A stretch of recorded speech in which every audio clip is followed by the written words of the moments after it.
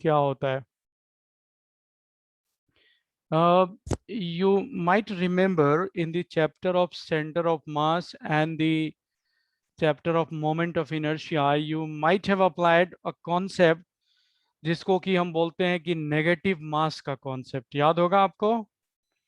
शायद याद होगा कि जैसे कोई कोई रेक्टेंगुलर प्लेट है, ये रेक्टेंगुलर प्लेट है, और इस रेक्टेंगुलर प्लेट में से कुछ पोर्शन मतलब 1/4 इसमें से रिमूव कर दिया गया, 1/4 को यहाँ से रिमूव कर दिया गया। तो आपको पता है कि जब ये रेक्टेंगुलर प्लेट था तो उसका सेंटर ऑफ मास बिल्कुल सेंटर में होएगा, लेकिन जैसे ही ये कॉर्नर से 1/4 रिमूव कर दिया गया तो उस केस में हम क्या करते हैं, यहाँ पे हम दो प्लेट कंसीडर करते हैं। यहाँ पे हम कंसीडर करते हैं, ठीक से सुनिए प्रॉब्लम को, बिल्कुल वही वाला जो कॉन्सेप्ट है वो कैविटी में हम लोगों ने यूज़ किया था, लेकिन मैंने उसको बताया नहीं था, रिमाइंड नहीं कराया था, इसलिए शायद हो सकता है कुछ लोगों को दिक्कत हुई हो। तो मैं जस्ट वो मास वाला रिमाइंडर करके तब फिर से मैं दोबारा करता हूँ। जैसे ये प्लेट P1 है जिसकी लंबाई चौड़ाई A और B है, तो उसका एरिया AB = मान लीजिए A1 है, और उसमें से बोल रहा है कि ये A/2, ये B/2 एंड A/2 का B/2 एंड A/2 का उसमें से रिमूव कर दिया गया। तो ये मतलब plate 2 is been removed from this given plate. तो हम लोग क्या करते हैं, हम लोग जब इसका सेंटर ऑफ मास निकालते हैं तो सेंटर ऑफ मास निकालने के लिए हम यहाँ पे दो प्लेट कंसीडर करते हैं, टू प्लेट्स। और उसमें हम इनोवेशन क्या करते हैं, एक तो ये पूरा वाला प्लेट जो पहले गिवन प्लेट है उसको कंसीडर करते हैं, और जो दूसरा प्लेट है ना उसको, ये वाला एरिया है गिवन एरिया जो A/2 इंटू B/2 एरिया का प्लेट, लेकिन इसका मास टोटल मास m लेते हैं और इसका जो भी मास है ये m/4 होगा। तो इसका मास हम m/4 लेते हैं, लेकिन माइनस में लेते हैं। ओके, तो this concept is called concept of negative mass, concept of, देखिए मेरी तरफ से तो ऑडियो ऑन है, तो शायद आप ही की तरफ से दिक्कत होगा। तो I think just set your audio, audio.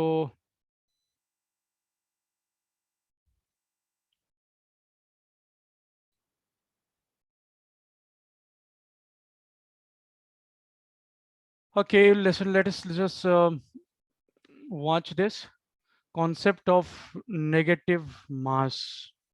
तो डू यू रिमेम्बर, क्या आप लोगों को ये याद आ गया? मतलब ये कॉन्सेप्ट ऑफ नेगेटिव मास आप सब लोगों को याद आ गया? ये सेंटर ऑफ मास वाले चैप्टर में यूज होता है, प्लस जो हम मोमेंट ऑफ इनर्शिया निकालते हैं वहाँ, ये दोनों में बड़ा ही पॉपुलर है। आईआईटी एडवांस में, नीट में, मेंस में, सब में ऐसा क्वेश्चन कई बार आ चुका है कि किसी गिवन मास से कुछ पोर्शन रिमूव कर दिया जाता है, तो हम वो रिमूवल कंसीडर ही नहीं करते, हम ये कंसीडर करते हैं कि पहले से जो प्लेट है उसके ऊपर नेगेटिव मास रख दिया गया। जैसे मान लो कि यहाँ पे 4Q, दूसरा एक और Q, एक और Q, और एक और Q, चार पॉइंट चार्जेज या चार्ज, 4 चार्ज बॉडीज रखे हुए हैं, और इनके चलते यहाँ पे इलेक्ट्रिक फील्ड कुछ दिया हुआ है जो कि E0 है। ओके, तो अब क्वेश्चन ये उठ रहा है कि इनमें से एक को रिमूव कर दिया गया, तो बताओ कि इलेक्ट्रिक फील्ड कितना होगा। तो हम वो रिमूवल नहीं सोचते, हम ये नहीं सोचते कि उसको रिमूव कर दिया गया। हम क्या करते हैं कि इन चारों का इलेक्ट्रिक फील्ड, ये E0 है वो तो कंसीडर करते ही करते हैं, उसमें से एक चार्ज के बदले में उसके ऊपर मैंने एक और ओवरलैपिंग नेगेटिव चार्ज डाल दिया, मैंने नेगेटिव -Q, -Q। तो ओबियसली ये जो रिजल्टिंग होगा ये कितना हो गया, 0 हो गया। ये यही वाला कॉन्सेप्ट वहां पे मैंने कल यूज किया था, वो मैं फिर से एक्सप्लेन कर देता हूँ। अब मैं, अब आप, आई आई होप कि अब आपको ज़्यादा समझ में आएगा, क्योंकि ये नेगेटिव मास का कॉन्सेप्ट है। तो यहाँ पे उस कॉन्सेप्ट को हम लोग नेगेटिव चार्ज का कॉन्सेप्ट नहीं बोलेंगे, यहाँ पे हम लोग उसको बोलते हैं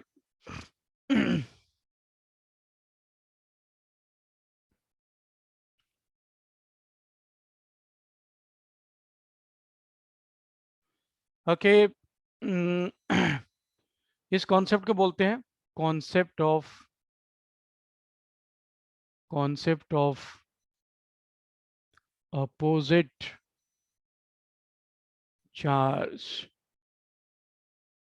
वहां पे नेगेटिव मास बोलते हैं, यहाँ पे इसको ऑपोजिट चार्ज बोलते हैं। क्यों ऐसा बोलते हैं? क्योंकि आप जानते हैं कि चार्ज दो तरह का होता है, एक पॉजिटिव होता है, एक नेगेटिव होता है। तो जहां पे पॉजिटिव चार्ज का डिस्ट्रीब्यूशन होगा, वहां वाले पे हम नेगेटिव चार्ज डिस्ट्रीब्यूट करेंगे, और जहां पे नेगेटिव होगा वहां पे पॉजिटिव चार्ज करेंगे। तो अब वापस आते हैं अपने उस कैविटी वाले सिचुएशन पे। जैसे मैंने, देखिए, ये एक लार्ज साइज का कैविटी बना दिया। ओके, सॉरी, लार्ज साइज का स्फीयर ले लिया मैंने, और ऑब्वियस है कि इसका जो रेडियस है दैट इज आर, और इसमें जो चार्ज डेंसिटी है वो यूनिफॉर्म चार्ज डेंसिटी है रो, ये मैंने मान लिया। ओके, अब मैं इसमें एक कैविटी बनाने जा रहा हूँ, और वो कैविटी भी मैं यहाँ पे एक काफ़ी लार्ज साइज का कैविटी ड्रॉ कर रहा हूँ। इस कैविटी को जो हम आइडेंटिफाई कर रहे हैं, वो भी ध्यान से देखिए, कैविटी का जो आइडेंटिफिकेशन हो रहा है वो किसके सहारे हो रहा है। Cavity is represented by a position vector R not. तो ये जो आर नॉट है वो पोजीशन वेक्टर है कैविटी के सेंटर का। तो इसको मैं यहाँ पे लिख देता हूँ, कि आर नॉट वेक्टर जो है it is position vector, position vector of the centre of cavity, the centre of cavity, just शुरू में लिखना जरूरी है, cavity with respect to centre of the sphere, centre of the sphere. Okay, ये मैंने यहाँ पे लिख दिया। अब क्वेश्चन ये है, क्वेश्चन इसको हाईलाइट कर लिया जाए, या जो हमारा टास्क है, जो हमें जो डेरिवेशन करना था उसको लिख लेते हैं कि what was the task. Task ये था कि find E at a point inside the cavity, inside the cavity। तो उसको सिर्फ एक पॉइंट बोला जा रहा है, कोई लोकेशन वगैरह नहीं बोला जा रहा है। तो लेट अस एज्यूम कि वो पॉइंट यहाँ पे लिया गया, हमने यहाँ पे ले लिया। ओके, अब जो पॉइंट लिया गया उस पॉइंट का भी हम डिराइव करने जा रहे हैं। उस पॉइंट का पोजीशन वेक्टर मैंने डिराइव कर दिया। ओके, ये पोजीशन वेक्टर उस पॉइंट का डिराइव कर दिया, और पॉइंट का नाम भी लिख सकते हैं, लेट अस से कि वो पॉइंट P है, पॉइंट P है ये, और उसका पोजीशन वेक्टर सेंटर से, मतलब गिवन स्फीयर के सेंटर से मान लिया कि R1 वेक्टर है। ओके, फिर एक और पोजीशन वेक्टर मैं ड्रॉ करने जा रहा हूँ। कल भी यही किया था बिल्कुल। पता है, कल एक लड़के ने मुझे पर्सनल मैसेज भी भेजा था, तो उसको मैं, हिंदी मीडियम का था, तो उसको मैं कल शाम में दोबारा बताया भी इसको। ओके, तो ये वीडियो बना के भेजा मैंने उसको। ये देखिए, ये पोजीशन वेक्टर मैंने इसका ड्रॉ किया, और इस पोजीशन वेक्टर का नाम मैं लिख देता हूँ R2 वेक्टर। ये ओ डैश है, ओ डैश मतलब कैविटी का सेंटर है। तो ये दोनों चीजें भी यहाँ पे लिखी होनी चाहिए, या आपको सेल्फ अंडरस्टूड है कि R1 जो है वो किसका पोजीशन वेक्टर है, आप जानते हैं। दोबारा मतलब उसको मैं टाइम वेस्ट नहीं कर रहा हूँ। R2 भी पोजीशन वेक्टर ही है, लेकिन किसका है ये आप जानते हैं, इट्स क्लियर, पिक्चर से बिल्कुल क्लियर हो रहा है। अब हम लोग आते हैं अपने एक्चुअल वर्क पे, जो यहाँ पे एक्चुअल रिक्वायर्ड वर्क है, जो कैलकुलेशन है उसको समझते हैं। देखिए, ये बोला जा रहा है कि ये given uniform sphere, uniform charge distribution है, यूनिफॉर्म चार्ज डिस्ट्रीब्यूशन है, और डेंसिटी रो है। उसमें एक कैविटी मिला दिया गया, कैविटी निकाल दिया गया, मतलब वहां से कुछ पोर्शन को रिमूव कर दिया गया, तो ऑब्वियसली वहां पे एक कैविटी बन गया। लेकिन हम यहाँ पे एजम्पशन क्या ले रहे हैं? हम एजम्पशन ले रहे हैं कि ये जो व्हाइट वाला स्फीयर है ना, व्हाइट स्फीयर जो है वो नेगेटिव चार्ज कंटेन कर रहा है, मतलब this white sphere is having negative charge density minus rho, उसका चार्ज जो है वो माइनस रो है। तो इसका माइनस रो और उधर वाले का प्लस रो, तो ऑब्वियसली वो जीरो चार्ज बता रहा है। तो कैविटी बना देना मतलब वहां से कुछ पोर्शन निकाल देना, मतलब कुछ चार्ज वहां से उड़ा देना, इट इज सेम एज कि वो पॉजिटिव चार्ज था तो उसके ऊपर इक्वल नेगेटिव चार्ज इंपोज कर दिया गया। ओके, देखिए अब हमारा जो क्वेश्चन है, कंसिडरेशन है, पॉइंट पी है। तो इस पॉइंट पी के लिए अब मैं दो और स्फीयर ड्रॉ करने जा रहा हूं। यहाँ पे देखिए, एक ये ब्लू कलर का स्फीयर मैं ड्रॉ करने जा रहा हूं जो पॉइंट पी उसके ऊपर होना चाहिए। तो मैंने एक और अपने माइंड में स्फीयर ड्रॉ किया जिसके सरफेस पे पॉइंट पी आ रहा है। तो point P is lying on the surface. Okay, point P is lying on the surface of this, अभी जो नया स्फीयर ड्रॉ किया है मैंने। तो उसका मतलब ये हुआ कि अगर हम सिर्फ पॉजिटिव चार्ज को कंसीडर करें, सिर्फ ब्लैक स्फीयर को कंसीडर करें, तो वहां पे जो इलेक्ट्रिक फील्ड होगा, पहले तो हम देखिए वी वी आर, मैं यहाँ पे लिख दूं, थोड़ा सा स्टेप मैं पिछले कल की अपेक्षा में बढ़ा रहा हूं। Consider consider the blue sphere, blue sphere, जो ब्लू लाइन से मैंने ये ब्लू सर्कल जो ड्रॉ किया है। ओके, तो उसका वॉल्यूम कितना है, उसका वॉल्यूम कितना है, वॉल्यूम इज इक्वल टू 4/3 पाई, और उसका रेडियस देखिए R1 रेडियस है उसका, तो R1 क्यूब हो गया। उसके ऊपर चार्ज कितना होगा ये मैं निकाल रहा हूं। अभी तो हम भूल गए, मतलब व्हाइट स्फीयर को तो वी आर जस्ट फॉरगेटिंग, हम लोग सिर्फ इस ब्लू स्फीयर को कंसीडर कर रहे हैं। तो चार्ज उसके ऊपर जो होगा, लेट अस से कि वो क्यू डैश है, क्यू डैश अभी नहीं लिखते हैं। तो चार्ज कितना होगा, उसका volume multiplied by the density, तो रो इंटू 4/3 पाई R1 क्यूब। आप समझ रहे हैं ना, ये चार्ज मैं उसी के ऊपर लिख रहा हूं, सिर्फ मैं अभी ब्लू स्फीयर की बात कर रहा हूं, ब्लू स्फीयर की बात कर रहा हूं। तो electric field E eight the surface, E eight the surface of blue sphere कितना होगा भाई, ब्लू स्फीयर के सरफेस पे कितना होगा वो सभी जानते हैं। के क्यू डैश, अगर ये चार्ज मान लीजिए क्यू डैश था ये, तो वो होगा कितना, आप जानते हैं अगर ये चार्ज क्यू डैश है तो ये होगा के क्यू डैश डिवाइडेड बाय उसी का रेडियस का स्क्वायर। ये तो बहुत पुरानी बात हो गई अब, एंड आई होप कि ये सभी लोग अच्छी तरह समझ रहे होंगे कि E at the surface of blue sphere, E surface blue, पूरा डिटेल में मैं लिख रहा हूँ, इतना होगा।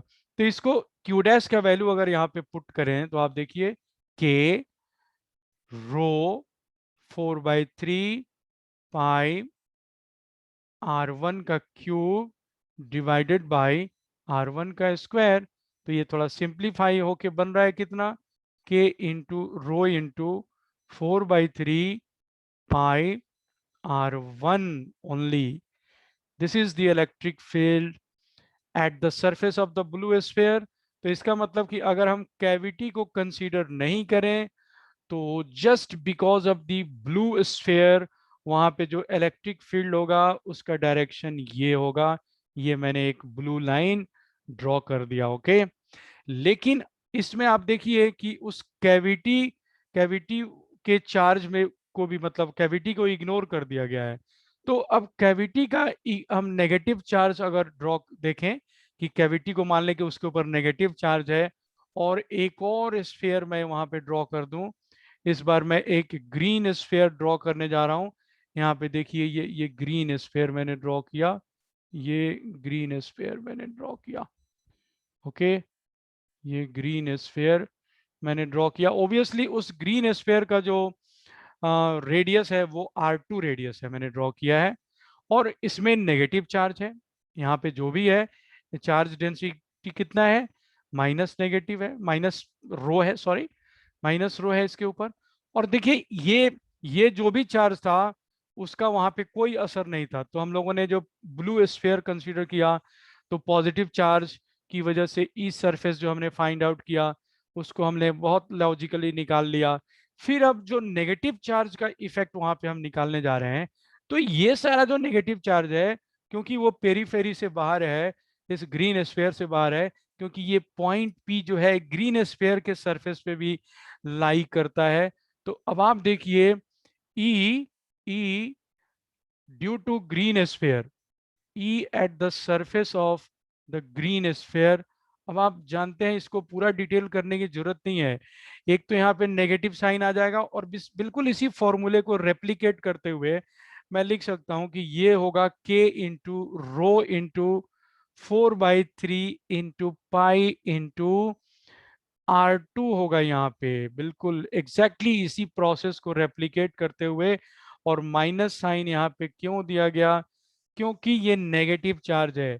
तो अगर उसके वेक्टर को आप दिखाएंगे, अगर आप उसके वेक्टर को दिखाएंगे तो उसका इलेक्ट्रिक फील्ड होगा, जैसे स्फीयर में रेडियली आउटवर्ड होता है, जैसे ब्लू वाले को मैंने रेडियली आउटवर्ड दिखाया है, तो इसको मैं रेडियली इनवर्ड दिखाऊंगा।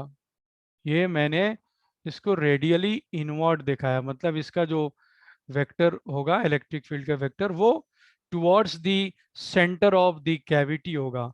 तो अब आप देखिए इस पिक्चर को मैं फिर से वापस लेके चलूंगा, अगले पेज पेज पे ड्रॉ करूंगा, इसमें कोई कंजूसी कंजूसी नहीं करूंगा। ये दोनों वैल्यू आपको याद रखना है, जैसे ये वैल्यू हो गया आपका, और आगे इसको मैं ले चलता हूँ, अगले पेज पे मैं ले चलता हूँ इसको। Just a minute.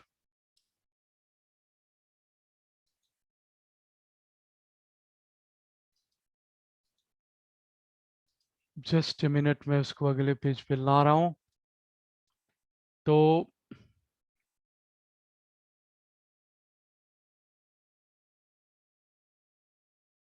ये आपका स्फीयर है, फिगर ही ड्रॉ कर देता हूँ मैं यहाँ पे।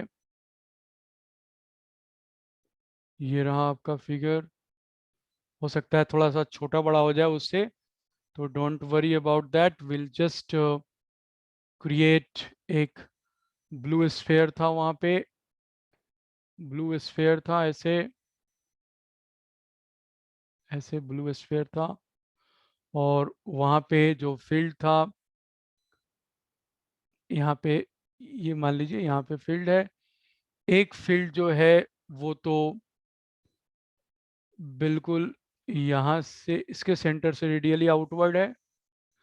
दूसरा फील्ड जो है वो इस सेंटर की तरफ है। ओके। और ये भी बता दूं कि वहाँ से जो इस सेंटर का जो वेक्टर ड्रॉ किया गया था, तो इस सारे वेक्टर्स को मैं लिख लेता हूँ फिर से। ये R0 वेक्टर है, ये R1 वेक्टर है, ये O था, ये O डैश था, एंड और ये देखिए R2 वेक्टर जो था वो दूसरी तरफ था। R2 वेक्टर देखिए पॉइंट P की तरफ था। उन सब के वैल्यू आपको याद होंगे। E1 का वैल्यू मैं यहाँ पे लिखने जा रहा हूँ, ये रो इंटू 4/3 पाई, और यहाँ पे एक तो K है, और फिर यहाँ पे एक R1 है। और अगर इसी को वेक्टर के टर्म्स में लिखूं मैं, तो मैं इसको लिखूंगा R1 का वेक्टर लिखूंगा। ई ये आपका ई जो था ये ब्लू वाले की वजह से, ये ब्लू वाले की वजह से है। और उसी तरीके से ई अगर ग्रीन वाले की वजह से अगर आप लिखते हैं, तो वो आप क्या लिखेंगे, के रो 4/3 पाई, एन वहां पे R2 वेक्टर था, लेकिन अगर वेक्टर के टर्म से लिखेंगे तो उसको माइनस साइन में लिखना पड़ेगा। यहाँ पे आप देख सकते हैं, इसको फिर से आप फॉलो कर सकते हैं। जो पॉजिटिव चार्जेस की वजह से इलेक्ट्रिक फील्ड हुआ, वो ओरिजिनल स्फीयर के रेडियली आउटवर्ड है, ब्लू कलर का जो वेक्टर ड्रॉ किया गया है। जो नेगेटिव चार्ज यानी कि कैविटी के बदले में हमने माना कि वो नेगेटिव चार्ज डिस्ट्रीब्यूशन है, तो उसकी वजह से जो इलेक्ट्रिक फील्ड वहां पे हो रहा है वो ग्रीन वेक्टर जो ये मैंने ड्रॉ किया है, तो वो electric field inward radially inward lines होगा, तो वो कैविटी के सेंटर की तरफ है।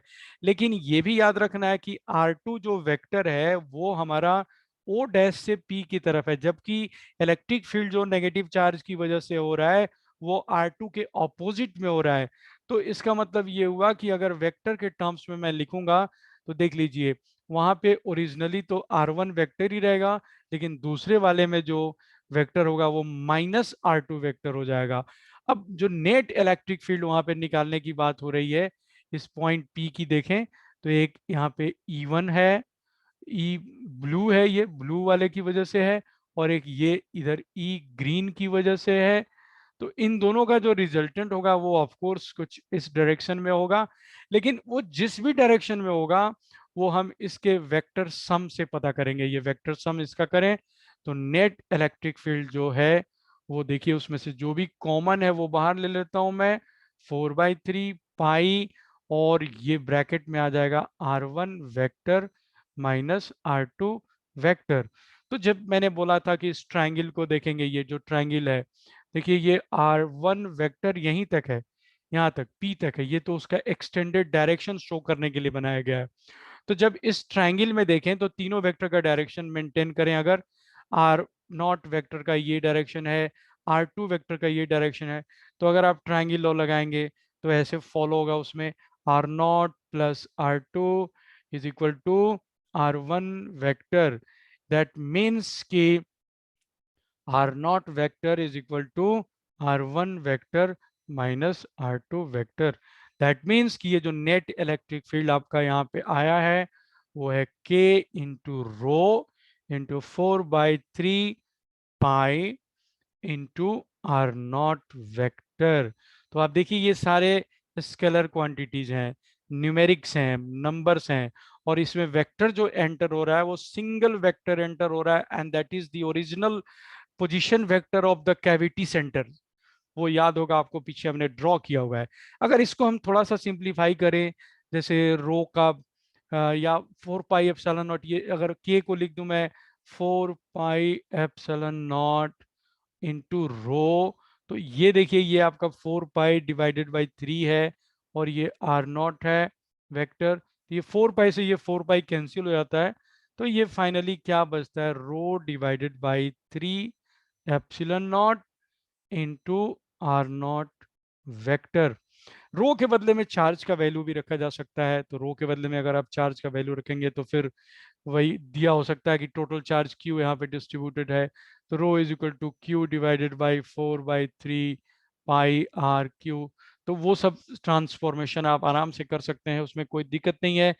लेकिन अब इसका जो हम लोगों ने कंक्लूजन्स ड्रॉ किया था, इसका कंक्लूजन्स क्या है वो मैं बता दूं, तो उसके लिए फिर एक जस्ट फिर से कैविटी ड्रॉ कर देता हूं, जल्दी से ड्रॉ कर देता हूं मैं कैविटी, ये ब्लैक, और सिर्फ उसके ऊपर एक मैं वाइट कैविटी ड्रॉ करूंगा। ये ऐसा है, ये हो गया आपका कैविटी, ये रहा। अब उसमें इलेक्ट्रिक फील्ड का जो कॉन्सेप्ट है वो ये है कि ये तो आपका सेंटर है O, और वहां से जो पोजीशन वेक्टर था R0, उसमें इलेक्ट्रिक फील्ड जो वेक्टर होगा वो उसी के पैरेलल होगा जहां भी, क्योंकि वो पॉइंट P जो लिया गया था ना वो रैंडमली लिया गया था, तो किसी भी पॉइंट पे जो फील्ड लाइंस होगा उसका पैटर्न अगर मैं ड्रॉ करूं तो बिल्कुल ये उसी के पैरेलल होगा। ये बिल्कुल R0 के पैरेलल ड्रॉ कर रहा हूं मैं। अगर पैरेलल नहीं दिखे तो भी उसको आप समझिए कि it is going to be parallel.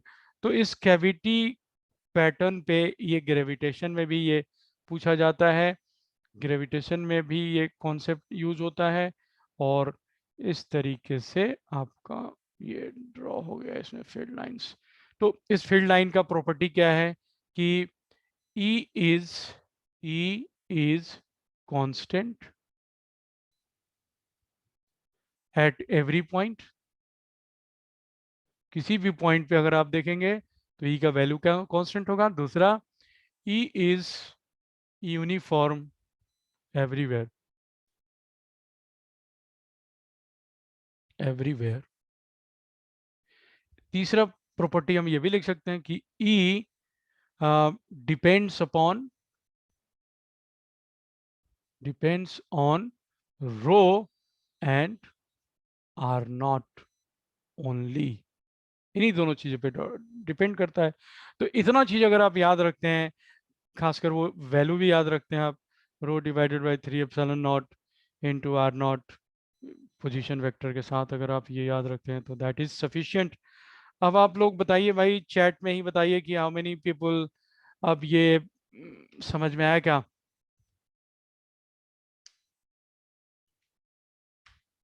अब बता दीजिए आप लोग कि क्या is it now clear negative charge का नहीं मतलब यहाँ पे ऑपोजिट चार्ज का कॉन्सेप्ट यूज किया है। अगर वही स्फेयर में पहले से नेगेटिव चार्ज होता तो ये कैविटी को हम समझते कि पॉजिटिव चार्ज का है। और ये भी देखिए कि अगर ओरिजिनली स्फेयर को बोला जाए कि वह स्फेयर जो है वो नेगेटिव चार्ज वाला है, तो ये फील्ड लाइंस एग्जैक्टली लाइंस तो वैसे ही होगा लेकिन सब रिवर्स हो जाएगा, उसका डायरेक्शन रिवर्स हो जाएगा। मतलब अगर नेगेटिव होगा तो सब इस तरीके से वापस सेंटर की तरफ आर नॉट के पैरेलल हमेशा ड्रॉ होगा लेकिन उसके ऑपोजिट डायरेक्शन में चला जाएगा। तो आई गेस कि अब आप लोग जरूर समझ गए होंगे, इसमें कोई डाउट नहीं है। अगर अभी भी मान लीजिए कोई नहीं समझा है तो मैं उसके लिए I will be very sorry for him कि थोड़ा सा एक बार आपको अपने से मेहनत करके इसको देखना पड़ेगा, डिराइव करना पड़ेगा, ड्रॉ करना पड़ेगा, और आप फिर जरूर निश्चित रूप से समझ जाएंगे। देखिए ये सब, ये ये कॉन्सेप्ट। चलिए आगे हम लोग चलते हैं। आगे जो आज के लिए मैंने एजेंडा सेट किया था कि आज हम लोग सबसे पहले तो पढ़ने वाले हैं मोशन ऑफ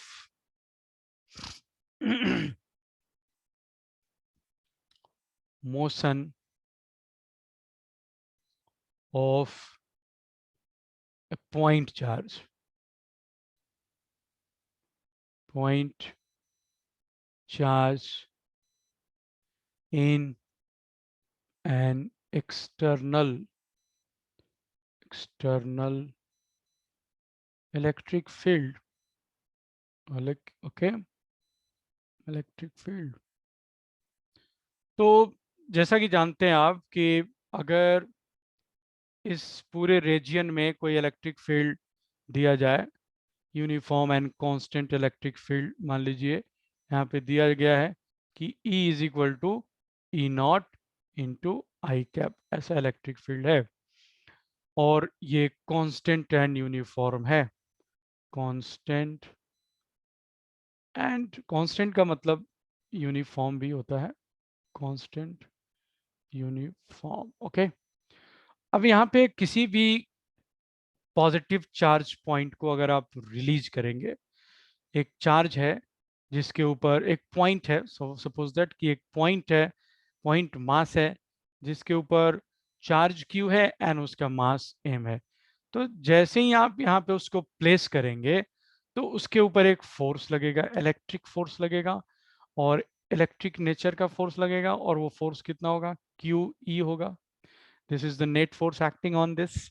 तो उसका एक एक्सेलरेशन होगा, और क्योंकि ये फोर्स कांस्टेंट है तो एक्सेलरेशन भी कांस्टेंट होगा, और एक्सेलरेशन कितना होगा, QE डिवाइडेड बाई मास, ये एक्सेलरेशन होगा। एक दिन एक बच्चे ने पूछा था कि इलेक्ट्रिक फील्ड एक्सेलरेशन होता है क्या, तो इलेक्ट्रिक फील्ड एक्सेलरेशन तो नहीं होता है, वो फोर्स पर यूनिट चार्ज होता है। तो जैसे यहाँ पे देखो एक्सेलरेशन निकाल रहे हैं, तो एक्सेलरेशन जो है फोर्स डिवाइडेड मास ही होता है। तो जैसे एक बार हमें अब ये पता चल गया कि इलेक्ट्रिक फील्ड में चार्ज को रखा गया तो उसका एक्सेलरेशन, तो अब टी टाइम में जैसे उसका डिस्प्लेसमेंट निकालना है, तो S is equal to half AT²। क्योंकि हमने इनिशियली इसको यहाँ पे रिलीज किया है तो ऑब्वियसली उसका U इज इक्वल टू 0 है। U मतलब इनिशियल वेलोसिटी इज 0। तो डिस्प्लेसमेंट जो होगा T time S is equal to half AT²। V जो होगा टी टाइम के बाद वो AT हो जाएगा। तो इस तरीके से हम इक्वेशन ऑफ मोशन यूज कर सकते हैं उसके ऊपर, जो इक्वेशन ऑफ मोशन होता है वो यूज कर सकते हैं, और कुछ भी प्रॉब्लम हो तो हम उसको सॉल्व कर सकते हैं। कई बार हम इसमें चेंज इन काइनेटिक एनर्जी का इक्वेशन भी लगा सकते हैं, मतलब work done by electric field E, या फिर ऐसे लिख सकते हैं, या एफ ई ऐसे लिख सकते हैं, एफ ई मतलब electric force is equal to change in the kinetic energy of the particle. ये कॉन्सेप्ट भी हम यूज कर सकते हैं बहुत सारे प्रॉब्लम्स में। तो आइए हम लोग कुछ इसके प्रॉब्लम्स करते हैं और जिससे कि हमारा कॉन्सेप्ट थोड़ा और क्लियर होगा। ऑल राइट, तो लेट अस एज्यूम कि हमारा ये ये एक्स वाई प्लेन है, ये एक्स वाई प्लेन है और यहाँ पे एक electric field, constant and uniform electric field है ई नॉट। तो अनलेस एंड अनटिल, जब हम लोग मेंशन नहीं करेंगे, देखिए ये इलेक्ट्रिक फील्ड में मोशन वगैरह का जो होता है तो जनरली इसमें आपको नहीं मिलेगा, वो हायर लेवल का हो जाता है कि वेरिएबल इलेक्ट्रिक फील्ड भी हो तो क्या होगा। मैग्नेट, हालांकि मैग्नेटिक फील्ड वाले में वेरिएबल मैग्नेटिक फील्ड का केस आता है जहाँ पे हम motion of charge particle in a magnetic field करते हैं। तो चलिए पहले इसको हम डिस्कस करते हैं। ये हमारा एक्स वाई कोऑर्डिनेट सिस्टम है और इसमें इलेक्ट्रिक फील्ड एग्जिस्ट कर रहा है जो आप देखिए सिर्फ positive direction of Y axis में है। और हम यहाँ से एक पार्टिकल को प्रोजेक्ट करने जा रहे हैं विद सम वेलोसिटी। ऐसे मान लीजिए कि इलेक्ट्रिक फील्ड नहीं होता है, तो अगर आप किसी पार्टिकल को प्रोजेक्ट करते हैं, मतलब हम प्रोजेक्टाइल मोशन का क्वेश्चन करने जा रहे हैं यहाँ पे, एक प्रोजेक्टाइल। ओके, तो मैं यहाँ पे लिख देता हूँ और particle of mass m and charge plus q is projected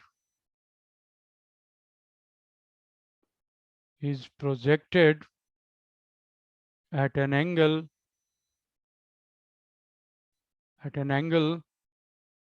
theta with horizontal, जैसा कि ट्रेडिशनल प्रोजेक्टाइल का क्वेश्चन होता है।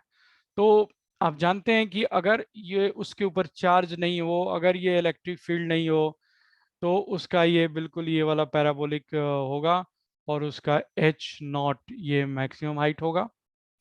वो सब हम जानते हैं कि क्या होगा, है ना।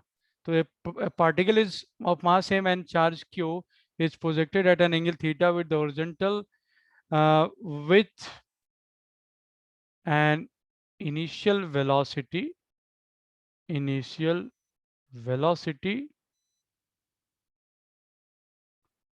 u।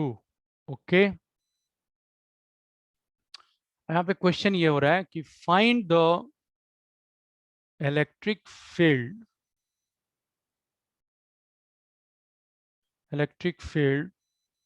E not, Y axis में है वो, such that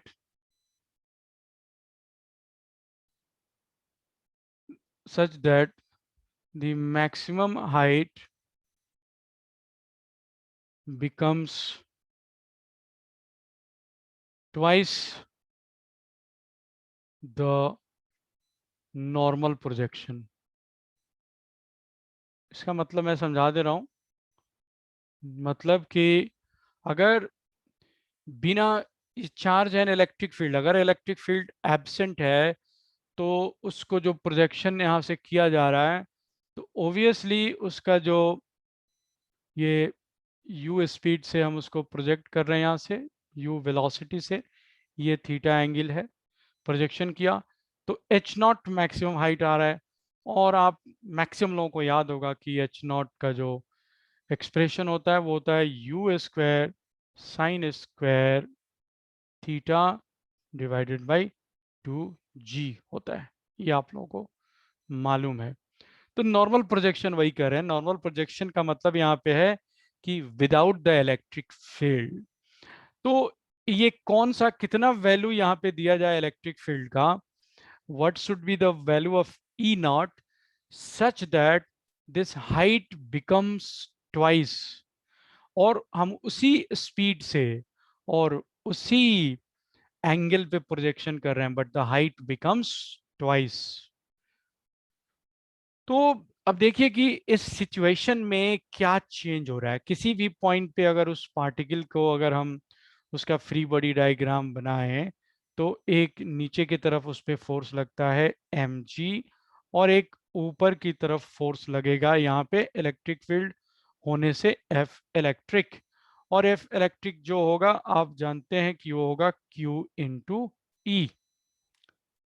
तो इसका मतलब है कि यहाँ पे G जो है आपका G मॉडिफाइड हो जाएगा। G डैश जो न्यू G डैश होगा आपका वो हो जाएगा G minus Q E divided by mass.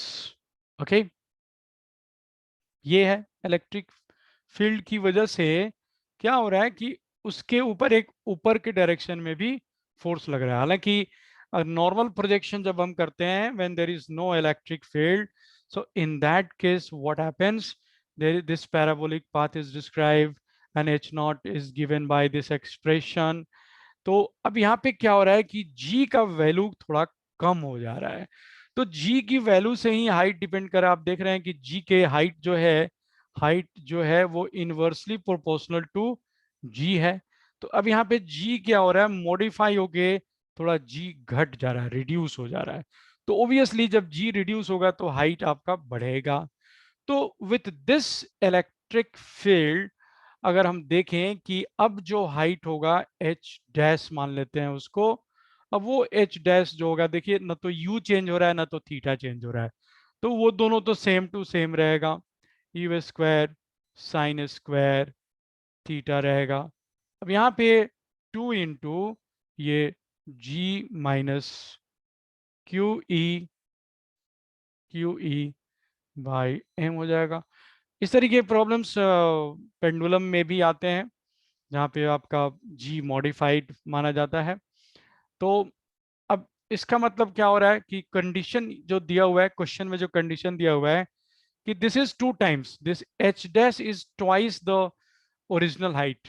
तो इस कंडीशन को अगर मैं फुलफिल करूं यहाँ पे लिखूं कि कौन सा कंडीशन मैं लिखने जा रहा हूँ कि H dash is equal to 2h0, इस कंडीशन को मैं यहाँ पे अप्लाई करूं तो मैं लिखने जा रहा हूँ इसको U square sine square theta divided by 2 and G minus Q E by M that is equal to U square sine square theta divided by 2g, और इसमें हमें 2 से मल्टीप्लाई करना है।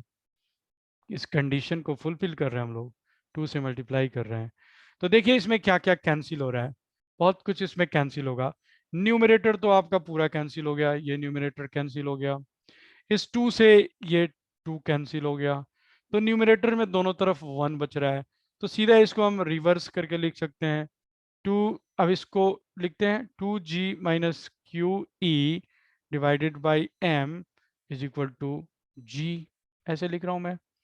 अब इसको एक्सपेंड करें अगर तो, और इसको ओपन कर दें, इस ब्रैकेट को ओपन कर दें, तो वी कैन राइट कि g is equal to 2q e by m। Okay,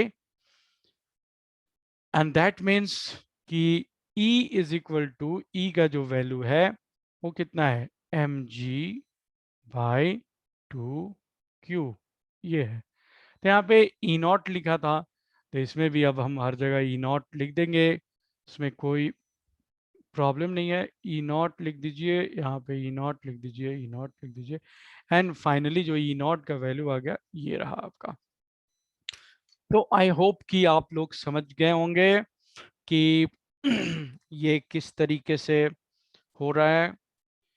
अब अगर हम लोग एक दूसरा प्रॉब्लम करें, कि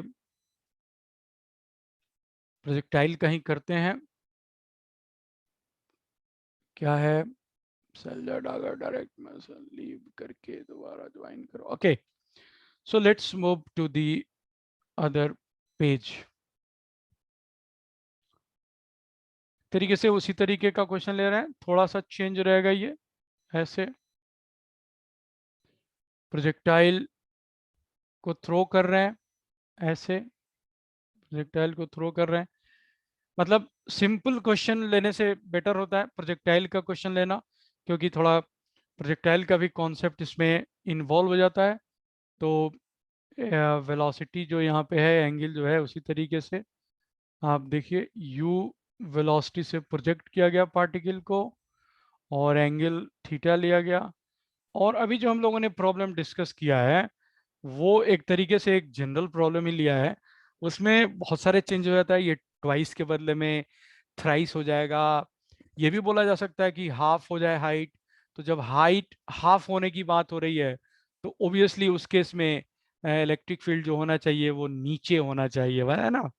यहाँ पे हाइट बढ़ाना है, मतलब जी जो जो रिटार्डेशन है नीचे की तरफ उसको कम करने की बात हो रही है, तभी हाइट बढ़ेगा सेम टाइम के ड्यूरिंग। ओके, फिर अगर आप देखेंगे कि ये सब वगैरह वगैरह, चलिए आते हैं।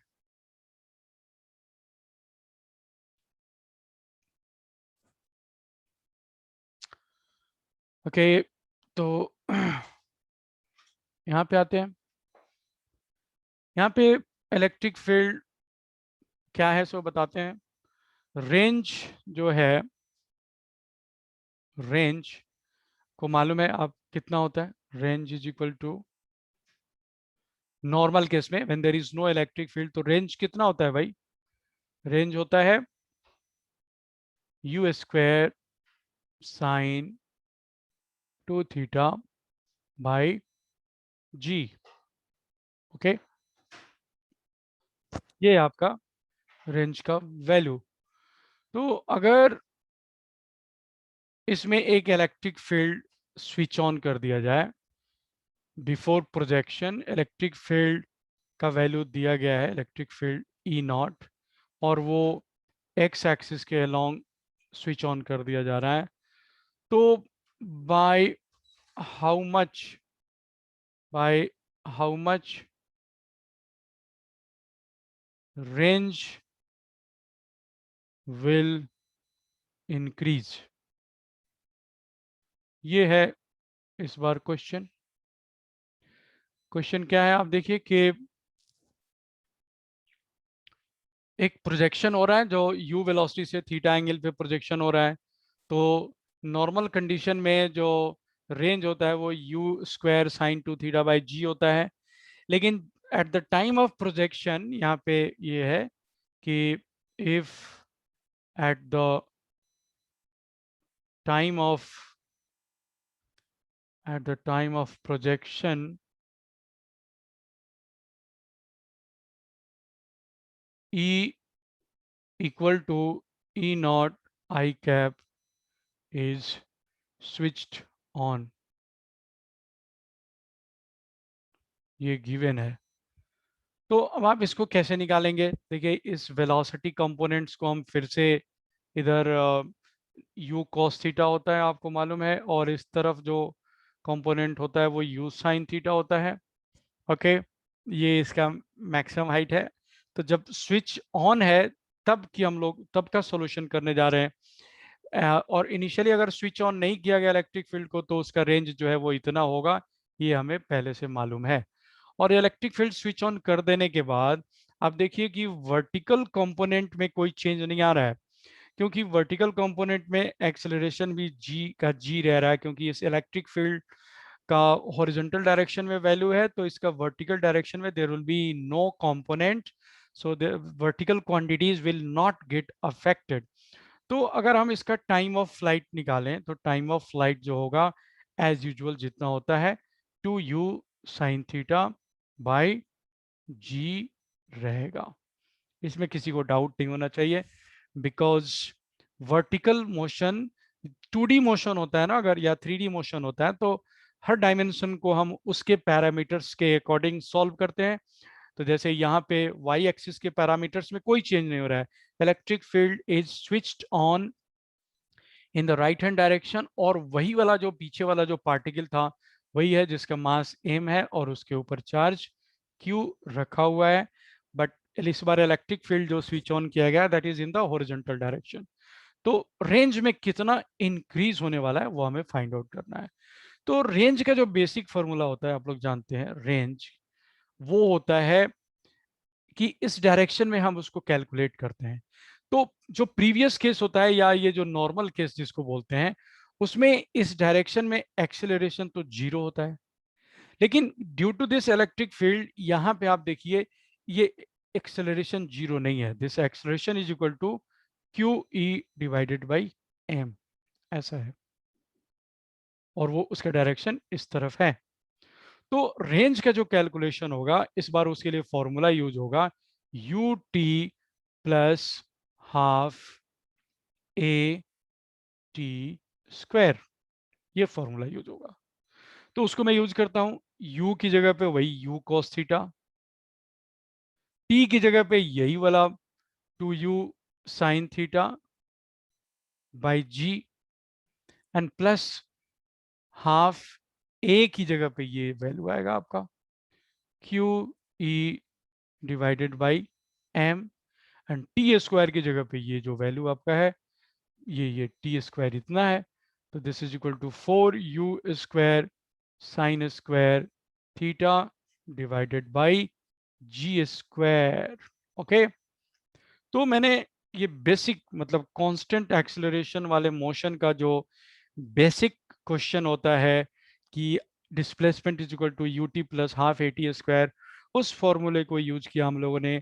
और क्योंकि वर्टिकल डायरेक्शन में nothing is there, no effect is there, so therefore the time of flight is remaining the same, so therefore it is like this। अब आप इसको सिंप्लीफाई करके आप फाइंड आउट कर सकते हैं कि रेंज में कितना चेंज हुआ। आप देखिए ये तो सेम है भाई, ये तो जो ये रेंज आपका यहाँ पे आता है ये वही से वही टू वही है, ये स्क्वायर साइन 2 थीटा बाई जी है ये, और प्लस ये जो भी है, तो इतना ही इंक्रीज हो रहा है ना, रेंज में इतना इंक्रीज हो रहा है।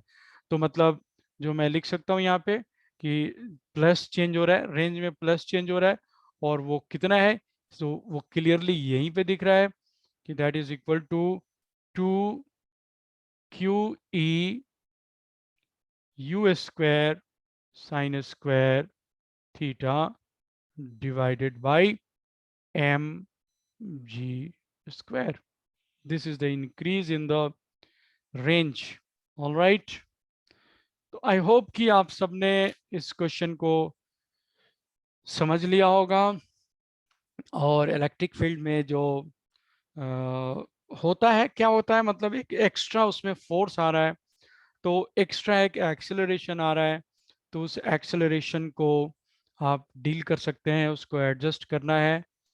कोई ऐसा भी सिचुएशन हो सकता था, कोई ऐसा भी सिचुएशन हो सकता था, तो it's not going to be very difficult कि इलेक्ट्रिक फील्ड जो है, electric field is in this direction, मतलब ये इलेक्ट्रिक फील्ड का डायरेक्शन है, और उसका एंगल मान लीजिए दिया हुआ है कि एक्स एक्सिस से 30 डिग्री के एंगल पे इलेक्ट्रिक फील्ड है, और यहाँ पे वही जो पार्टिकल है उसी को प्रोजेक्ट किया जा रहा है, और उसका चार्ज क्यू है, मास एम है। तो अब आप देखिए इसमें क्या होने वाला है, इसमें दोनों केसेस को कंबाइन कर दिया गया है। तो ये पिछले दोनों प्रॉब्लम को ये कंबाइन करके बनाया जाएगा, क्योंकि ई का ही पहले हम लोग कंपोनेंट निकालेंगे। ई का कंपोनेंट होगा ई कॉस थीटा, तो वो क्या देगा आपको, ए एक्स देगा। ए एक्स कितना हो जाएगा, Q E cos theta divided by M, जो कि रेंज को अफेक्ट करेगा। दूसरा जो आपका इलेक्ट्रिक फील्ड होगा ई साइन थीटा, तो वो आपको ए वाई देगा, और वो क्योंकि ऊपर की तरफ है, पॉजिटिव डायरेक्शन में ही है, तो a y will be equal to Q E sine theta, okay, divided by m. तो यहाँ पे ये रेंज को भी अफेक्टेड करेगा, और ये हाइट वगैरह को, टाइम ऑफ फ्लाइट वगैरह को भी अफेक्टेड करेगा। तो मतलब कहने का मतलब कि यहाँ पे जो जी डैश लेंगे हम, वो जो original gravitational acceleration due to gravity होता है वो नहीं लेंगे हम लोग। इस बार हम लोग यहाँ पे जी डैश लेंगे, और जी डैश का जो वैल्यू होगा वो g minus Q E sine theta minus m लेंगे। और हर जगह जो आपका ओरिजिनल इक्वेशन होता है, जो प्रोजेक्टाइल मोशन का ओरिजिनल इक्वेशंस होता है, उसमें जी को आप मॉडिफाई कर देंगे।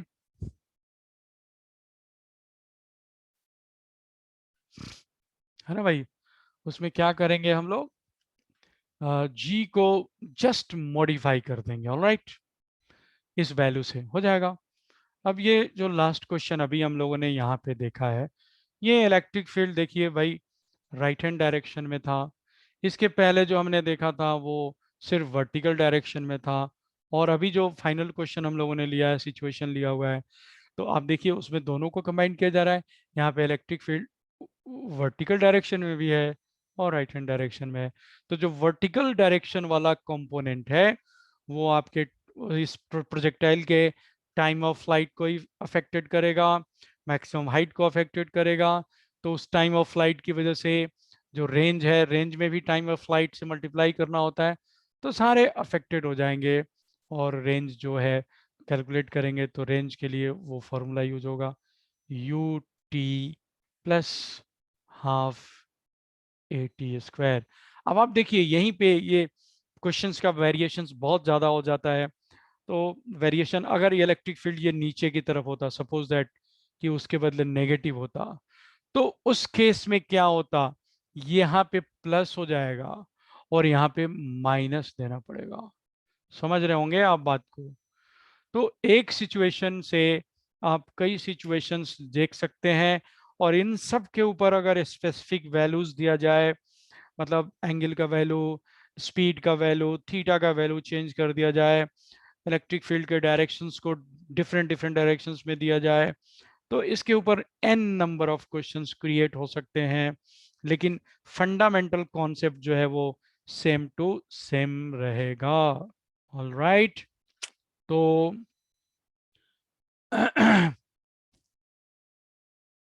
ये समझ लीजिए कि अगर ये माइनस होता, अगर ये नेगेटिव होता तो क्या हो जाता, आप समझ सकते हैं। तो ओके, किसी किसी का कोई डाउट है तो will come back, will discuss again. But एक कॉन्सेप्ट जो बच रहा है वो मैं डिस्कस करने जा रहा हूँ, और वो कॉन्सेप्ट है इलेक्ट्रोस्टैटिक जनरेटर का कॉन्सेप्ट है। तो इलेक्ट्रोस्टैटिक जनरेटर का फिगर तो मैं यहाँ पे नहीं बना पाऊंगा, आप लोग देखेंगे। उसका मेन जो थ्योरी है उसको डिस्कस करते हैं। अभी शॉर्ट टाइम है, छोटा सा थोड़ा सा टाइम है, तो उस टाइम इंटरवल में, उस टाइम में हम लोग इसको डिस्कस कर सकते हैं। इलेक्ट्रोस्टैटिक, इलेक्ट्रोस्टैटिक जनरेटर इसको बोलते हैं। और इस जनरेटर का जो ऑब्जेक्टिव है, high voltage, high high PD, high potential difference create करने के लिए इसका यूज किया जाता है। तो इसका कॉन्सेप्ट मैं ब्रीफली आपको बताने जा रहा हूँ। इसका जो कॉन्सेप्ट है वो पहले भी थोड़ा सा हम लोगों ने डिस्कस किया हुआ था। याद होगा आप लोगों को कि concept of charging, concept of charging में हम लोगों ने डिस्कस किया था कि किसी भी बॉडी को हम चार्ज कैसे कर सकते हैं। तो बेसिकली उसमें तीन तीन तरीके हम लोगों ने डिस्कस किए थे। एक तो था जिसको बोलते हैं rubbing, tribo electric charging, tribo electric charging discuss किया था हम लोगों ने, जो कि फ्रिक्शन की वजह से चार्जिंग हो जाता है। और दूसरा था चार्जिंग ड्यू टू इंडक्शन था। और तीसरा था चार्जिंग बिकॉज ऑफ कंडक्शन। तो कंडक्शन में जब हम दो चार्ज्ड बॉडीज को कनेक्ट कर देते हैं तो उनके बीच में तब तक चार्ज फ्लो होता है जब तक कि उनका पोटेंशियल डिफरेंस जीरो ना हो जाए, यानी कि तब जब तक उनका पोटेंशियल बराबर ना हो जाए। ओके। और एक और हम लोगों ने डिस्कस किया था कि जैसे कि एक बॉडी है और उस बॉडी को पूरी तरह से, उस बॉडी को पूरी तरह से घेर लिया जाए। जैसे देखिए ये दो बॉडी मैंने बना दिया यहाँ पे, एक छोटा स्फीयर और एक बड़ा स्फीयर। छोटे स्फीयर को आप अगर चार्ज दे देंगे, सपोज दैट छोटे स्फीयर को आपने पॉजिटिव चार्ज आपने दे दिया छोटे स्फीयर को, पॉजिटिव चार्ज क्यू दे दिया आपने। ओके, दोनों के दोनों जो हैं वो मेटालिक स्फीयर्स हैं, मेटालिक स्फीयर्स हैं, दोनों के दोनों कंडक्टर्स हैं दोनों। कंडक्शन की बात हो रही है कि चार्जिंग बाई कंडक्शन, तो ऑब्वियसली कंडक्टर होने चाहिए, मेटालिक स्फीयर्स हैं दोनों। तो इनर वाले को आपने चार्ज दे दिया, लेट अस से कि इनर वाला जो स्फीयर है उसका नाम हमने रख दिया ए, और उसको आपने प्लस क्यू चार्ज दे दिया। तो जैसे ही आप इन दोनों को कनेक्ट करेंगे, किसी वायर से कनेक्ट करते हैं आप, जैसे ही वायर से आप कनेक्ट करेंगे, तो कनेक्ट करने का मतलब हो गया कि ये अब दो डिफरेंट बॉडीज नहीं रह गए। They become after connection, after connection after connection they become single body, single body. इसका मतलब क्या होगा कि ये जो प्लस क्यू चार्ज आपने दिया था, ए को दिया था, वो एक्सेस चार्ज था और उसके आउटर सरफेस पे वो डिस्ट्रीब्यूटेड था। लेकिन जैसे ही आपने उसको कनेक्ट किया, तो अब इस सिंगल बॉडी का आउटर मोस्ट सरफेस तो ये हो गया भाई, ये बाहर वाला हो गया, ये वाला हो गया। तो वही सारा का सारा चार्ज जो है वो यहाँ पे ट्रांसफर हो गया, बाहर ट्रांसफर हो गया। तो अब ये जो जनरेटर का कॉन्सेप्ट है, जो कि पोटेंशियल डिफरेंस जनरेट करने के यूज में आता है, तो वो किस कॉन्सेप्ट पे काम करता है? इसी कॉन्सेप्ट पे काम करता है कि जैसे एक इनर स्फीयर है, एक आउटर स्फीयर है। इनर स्फीयर को हमने चार्ज किया और उसको आउटर स्फीयर से कनेक्ट कर दिया, तो इनर स्फीयर का सारा चार्ज आउटर स्फीयर पे चला जाएगा, क्योंकि जैसे ही कनेक्ट किया तो वो एक सिंगल बॉडी हो गया और उसका आउटर सरफेस अब यहाँ हो गया, तो वो सारा का सारा चार्ज वहां पे भाग कर चला जाएगा। Within some nanoseconds ये प्रोसेस हो जाएगा। तो अब जनरेटर की बात करते हैं। जनरेटर होता क्या है, इसको ये हटा दिया मैंने, ए को रखा अभी मैंने। ए जो स्फीयर है ना, उसको किसी एक्सल पे रख के और किसी किसी डिवाइस से, किसी मोटर से या हाथ से ही उसको रोटेट करते हैं। और रोटेट कर से करते हैं कैसे? और उसके ऊपर कोई ऐसा एक मटेरियल रखते हैं जिससे उसमें हमेशा फ्रिक्शन होता है, फ्रिक्शन होता है। जैसे किसी कोई स्किन या कोई फर या कोई मतलब कोई भी मटेरियल, जैसे किसी जानवर का खाल ही रख दिया जिसमें ये रगड़ रहेगा, रगड़ता होता रहेगा, रगड़ता रहेगा ये, मतलब जैसे जैसे इसको हम घुमाएंगे तो वहां पे फ्रिक्शन से ये चार्ज होता रहेगा। ऑब्वियसली वो देखा जाएगा कि वर्क फंक्शन किसका ज्यादा है, उस हिसाब से पॉजिटिव चार्ज होगा या नेगेटिव चार्ज होगा, उससे कोई मतलब नहीं होता है। जो भी एक्सेस चार्ज डेवलप होगा वो आउटर सरफेस पे जाएगा ही जाएगा। तो वो पॉजिटिव नेगेटिव की बात हम लोग बाद में कर लेते हैं। लेट अस फर्स्ट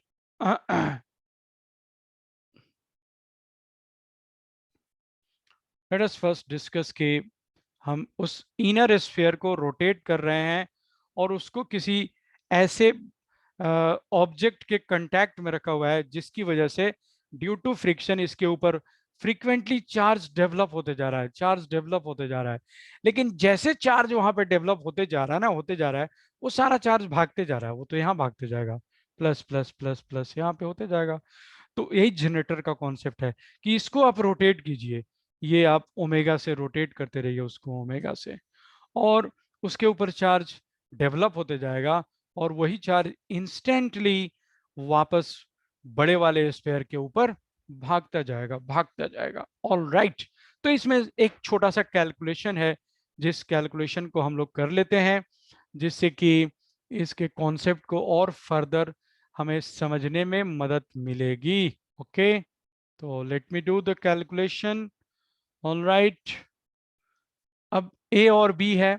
मान लिया कि किसी भी इंस्टेंट पे, किसी भी मोमेंट पे इसके ऊपर जो चार्ज है वो क्यू ए है और यहाँ पे जो चार्ज है क्यू बी है। ओके, किसी भी मोमेंट पे, लेट, मैं यहाँ पे लिख रहा हूँ, let at any moment Q A and QB be the charges on A and B. Okay, ये मैंने लिख दिया। उस समय VA कितना होगा, उस टाइम VA कितना होगा। अब मैं बहुत कॉन्फिडेंट हूं कि आप में से कोई भी आदमी ये बता सकता है कि स्फेयर ए का जो पोटेंशियल होगा ए के खुद की वजह से जो होगा वो होगा QA divided by radius of A. Radius of A ये RA है, रेडियस ऑफ बी RB ऐसा है। और आप जानते हैं कि स्फेयर ए स्फेयर बी के अंदर में है, तो बी का जितना भी पोटेंशियल है वो ए का भी है, क्योंकि बी के अंदर किसी भी पॉइंट पे उतना ही पोटेंशियल होता है जितना कि बी के सरफेस पे है। तो उसका पोटेंशियल आप देखिए हो गया KQB divided by RB। Okay, ये तो पोटेंशियल ऑफ ए लिखा मैंने, यहाँ पे मैं पोटेंशियल ऑफ बी लिखने जा रहा हूं। ओके, पोटेंशियल ऑफ बी लिखने जा रहा हूं। तो पोटेंशियल ऑफ बी भी दोनों की वजह से होगा, ए की वजह से भी होगा और बी की वजह से भी होगा। तो ए की वजह से जितना होगा उसको मैं लिखने जा रहा हूं QA divided by RB plus KQB divided by RB। यहाँ पे क्लियर हो जाना चाहिए और आप लोगों को क्लियर होगा। Potential of VA, potential of A VA, this is due to A, this is due to B, and यहाँ पे फिर दूसरे वाले एक्सप्रेशन में this is due to A, this is due to B. लेकिन ध्यान रहे यहाँ पे RB, यहाँ पे भी RB, दोनों दोनों के डिनोमिनेटर में RB है। अब मैं फाइंड आउट क्या करना चाह रहा हूँ, मैं फाइंड आउट करना चाह रहा हूँ what is VA minus VB। VA minus VB निकालने जा रहा हूं मैं। तो सिंपल है, सब्ट्रैक्शन करना है, VA में से VB को सब्ट्रैक्ट करना है। तो जो इसमें बराबर वैल्यू दिख रहा है, जो इसमें इक्वल चीजें दिख रही हैं, जैसे ये और ये कैंसिल हो गया, और बचेगा कितना, यहाँ पे बचेगा KQ, तो आपका कॉमन है तो बाहर ले लिया मैंने। देखिए यहाँ भी KQA, ऊपर भी KQA बच रहा है, तो KQA बाहर लेके मैं इसको लिख सकता हूँ 1/RA माइनस 1/RB। ओके, अगर QA पॉजिटिव है तो यहाँ पे अब मैं कुछ एनालिसिस लिखने जा रहा हूँ, अब आप देख सकते हैं। अगर यहाँ पे लिखने जा रहा हूँ एनालिसिस कि इफ QA, सबसे पहले तो मैं ये लिखने जा रहा हूँ कि VA minus VB depends only on QA। देखिए उनका जो पोटेंशियल डिफरेंस है वो सिर्फ QA पे डिपेंड करता है, उसमें QB है ही नहीं। Alright, there is no QB, potential difference depends upon QA। तो ये पहला पॉइंट लिख दिया मैंने। दूसरा पॉइंट मैं लिखने जा रहा हूं कि if QA is positive then VA minus VB is also positive. कैसे, क्योंकि देखिए RA इज स्मॉलर, आप देख सकते हैं उसमें RA is smaller than RB, तो ये जो ब्रैकेट है that will always be positive. तो अगर QA पॉजिटिव है तो पोटेंशियल डिफरेंस भी पॉजिटिव हो गया। तो उस केस में आप देखिए जो भी वहां पे एक चार्ज होगा वो सब इस तरफ आते रहेगा, बाहर की तरफ आता रहेगा। जो भी यहाँ पे चार्ज डेवलप होगा वो बाहर की तरफ आता रहेगा। ठीक है, इसको हम नेगेटिव लेके भी कर सकते थे। आप जानते हैं कि जैसे यहाँ पे देखें, अगर पॉइंट चार्ज है, प्लस चार्ज है। अगर आप यहाँ पे पॉजिटिव चार्ज छोड़ते हैं तो वो इस डायरेक्शन में भागता है, मतलब वो कहाँ जा रहा है, डिक्रीजिंग पोटेंशियल के डायरेक्शन में जा रहा है, वो डिक्रीजिंग पोटेंशियल के डायरेक्शन में जा रहा है। ओके, यहाँ पे देखिए ये माइनस क्यू है, फिक्स्ड है, ये पॉइंट चार्ज है। और यहाँ पे तो ये पोटेंशियल जो है बहुत दूर जाके यहाँ पे जीरो पोटेंशियल होगा, v is equal to zero होगा। लेकिन इसके नजदीक नेगेटिव है, बहुत ज्यादा नेगेटिव है यहाँ पे। तो यहाँ भी अगर आप देखेंगे तो ये पोटेंशियल इस डायरेक्शन में इंक्रीज हो रहा है, ऑल्दो इन्फिनिटी पे जाके वो जीरो हो रहा है, लेकिन फिर भी वो इंक्रीज होते जा रहा है भाई।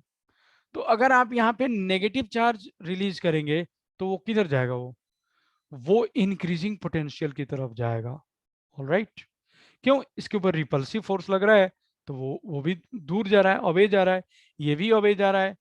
लेकिन एक फर्क है यहाँ पे, जो पॉजिटिव चार्ज है वह डिक्रीजिंग पोटेंशियल की तरफ जा रहा है, और जो नेगेटिव चार्ज है वह इंक्रीजिंग पोटेंशियल की तरफ जा रहा है। तो ये फर्क आप खुद समझेंगे, चाहे यहाँ पे पॉजिटिव चार्ज हो या नेगेटिव चार्ज हो, उससे कोई फर्क नहीं पड़ेगा। जैसे जैसे इसको रोटेट करेंगे उसके ऊपर एक्स्ट्रा चार्ज आते जाएगा, और वो एक्स्ट्रा चार्ज भाग के आउटर सरफेस पे आते जाएगा, और पोटेंशियल डिफरेंस इंक्रीज होते जाएगा। तो जितना भी हाई पोटेंशियल डिफरेंस आप क्रिएट करना चाहते हैं वो आप क्रिएट कर सकते हैं। तो इस जोन में, इस रीजियन में बहुत हाई पीडी रहेगा, हाई पीडी। ओके, तो भाई अब हम लोग वीडियो को स्टॉप करते हैं, और जिस